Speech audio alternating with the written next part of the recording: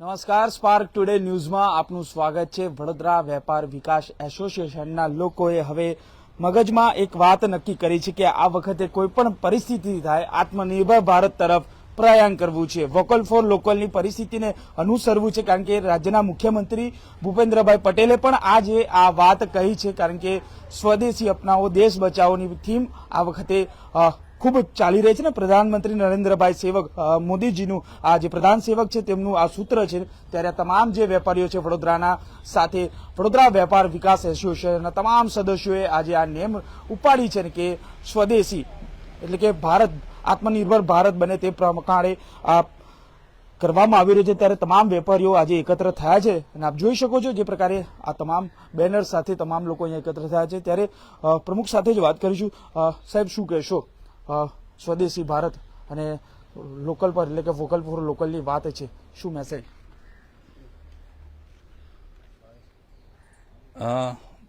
લગભગ 1 મહિનાની ઉપર થોડા દિવસ થયા।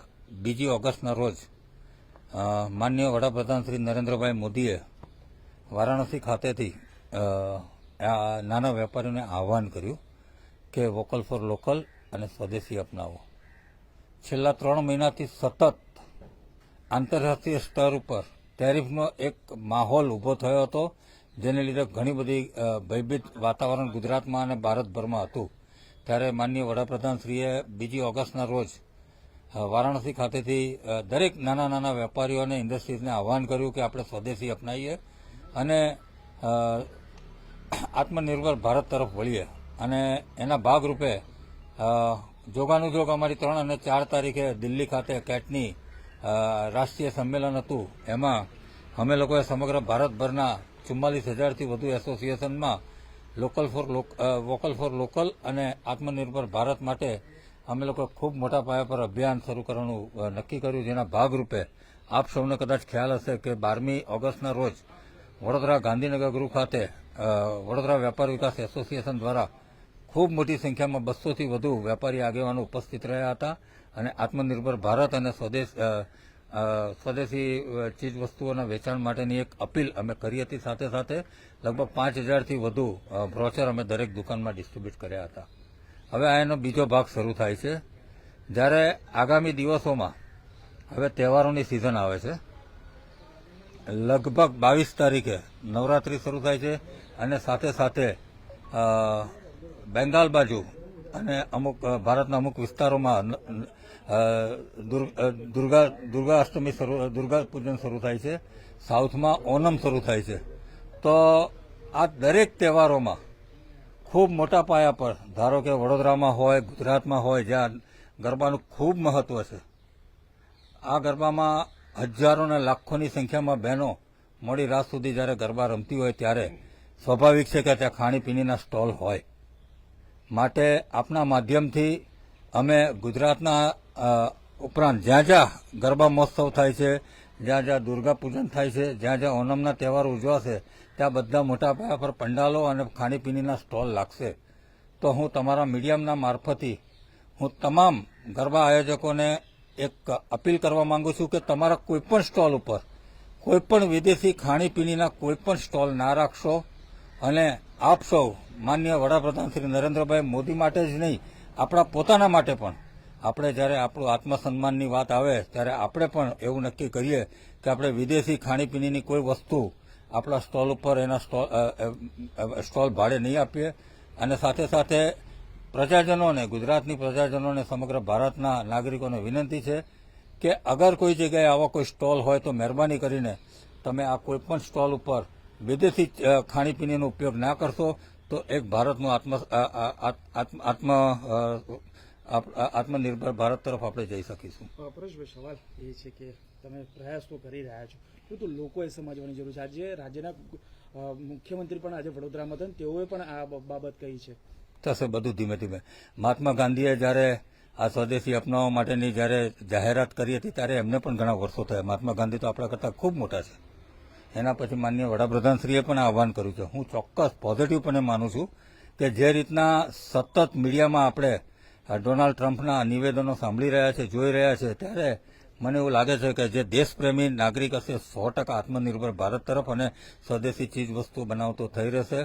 હું ચોક્કસપણે માનું છું કે આજે હું પણ ધારો કે મને ખબર ના હોત કે હું એક સામાન્ય નાગરિક હોત તો હું પણ કોઈ વિદેશી ખાણીપીણીની વસ્તુ ખાતો હોત, પણ હવે મને એવું લાગે છે જે રીતના અમે લોકો છેલ્લા 2 મહિનાથી આ મુહિમ ભારતભરમાં ઉપાડી છે તો ઇન્ડિયાની ઘણી બધી ખાણીપીણીની વસ્તુઓ વિદેશીને કમ્પેરિઝનમાં ખૂબ સારી છે, ખૂબ સરસ રીતે એ લોકોનું વેચાણ થઈ રહ્યું છે, સ્વાદિષ્ટ પણ હોય છે, કિફાયતી પણ હોય છે અને ખૂબ જ ચોખ્ખું પણ હોય છે. માટે તમે બધાને વિનંતી છે કે આપણે સ્વદેશી ખાણીપીણીની વસ્તુ તરફ વળીશું તો આપણને આત્મનિર્ભર ભારત તરફનો આ એક અમારો નમ્ર પ્રયાસ ખૂબ આગળ વધશે.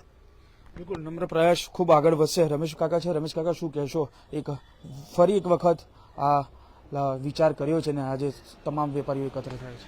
અમારી સાચી વાત છે, કારણ કે આ વસ્તુ નાગરિકો સુધી પહોંચાડવાની જરૂર છે. 140 કરોડની વસ્તીમાં લોકોને હજુ ખ્યાલ નથી આવતો, કારણ કે જે અમેરિકાએ આપણી પર 50% ટેરિફ નાખ્યું છે એની અંદર આપણી નિકાસ ટોટલી અડધી થઈ ગઈ છે. અને તમને ખ્યાલ નહીં આવે આટલો એટલો મોટો ઇસ્યુ છે કે ટેક્સટાઇલમાં દરેક વિસ્તારમાં અમુક તો ફેક્ટરીઓ બંધ થવા લાગી છે. અને જો એની હવે પ્રજા જાગૃત નહીં થાય, કારણ કે આપણો દેશ સહનશીલતાવાળો દેશ છે, આપણે ગરીબી જોઈ છે, આપણે ચણા ખીને પર ઉભા થયા છે.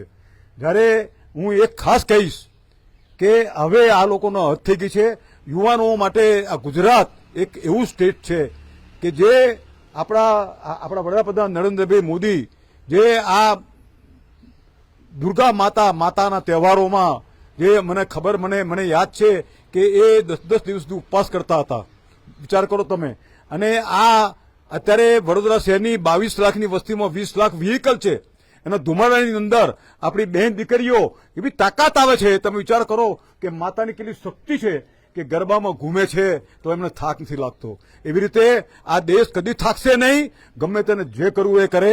પણ એક વસ્તુ હું ખાસ પૂછું કે અત્યારે ગુજરાતના ગરબા એવા છે કે લાખો કરોડોમાં લોકો બહારથી આવે છે, આજુબાજુમાંથી આવે છે. અને વડોદરા શહેર એવું છે કે આ ગરબા માટેનું યુવાની માતાઓ બહેનો બધી સાથે ગરબા ગાય છે લાખોની સંખ્યામાં.